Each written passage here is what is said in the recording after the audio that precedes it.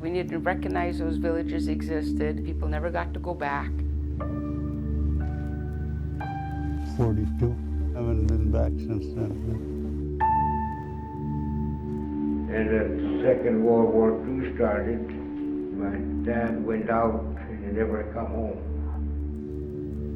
I never lived there ever again because the Japanese took me to Japan when I was 6 years old.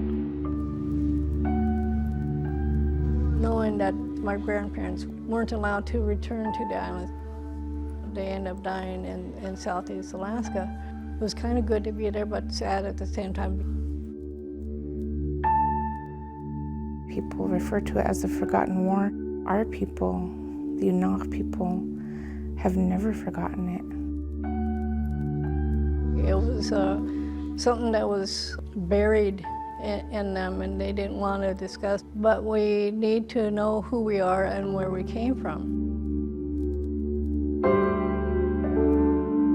Tanadgusim Adhan Chi Lulich. A Journey Home, revisiting the lost villages of the Aleutian Islands.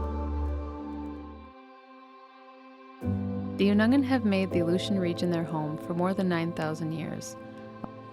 A home where our people, culture, and identities were born and thrived.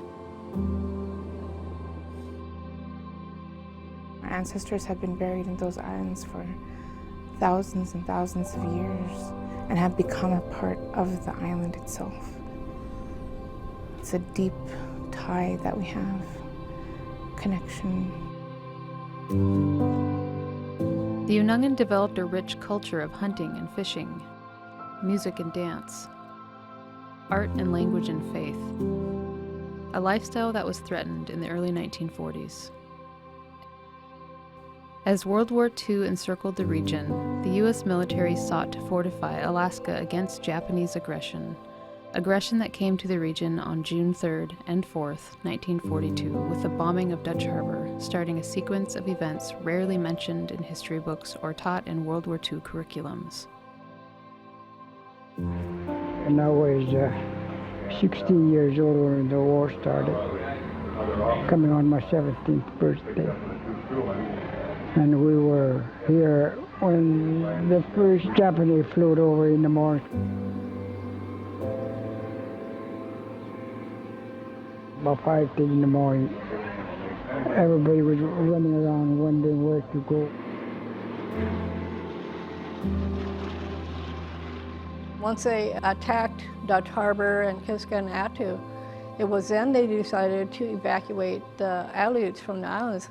And even then, they didn't know where they were going. When I was talking to George Gordeoff, he was telling me that he never heard that word evacuation before. I stopped him. I said, "What's going on?" He says, "We have to evacuate you to a safer place." And where's that at? He didn't know.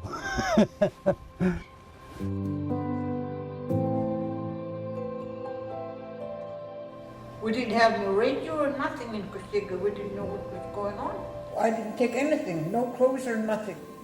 There was no time to take or anything. Not to know where they're going. They thought they were going to Washington or they're going to Oregon. But to bring them into Southeast Alaska and put them in these fishing or mining camps, and the conditions of these camps were so deplorable.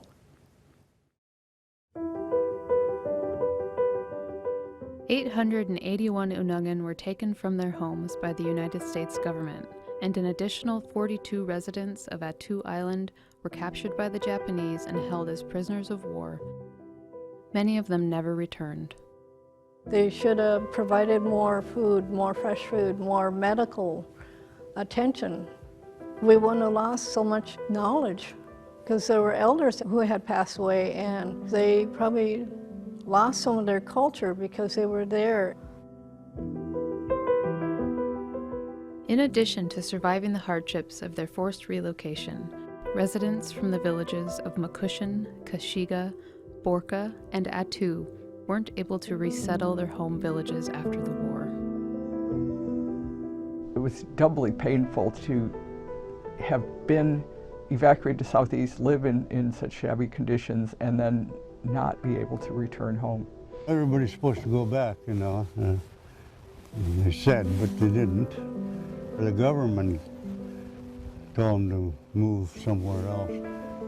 They weren't going to spend any money on it.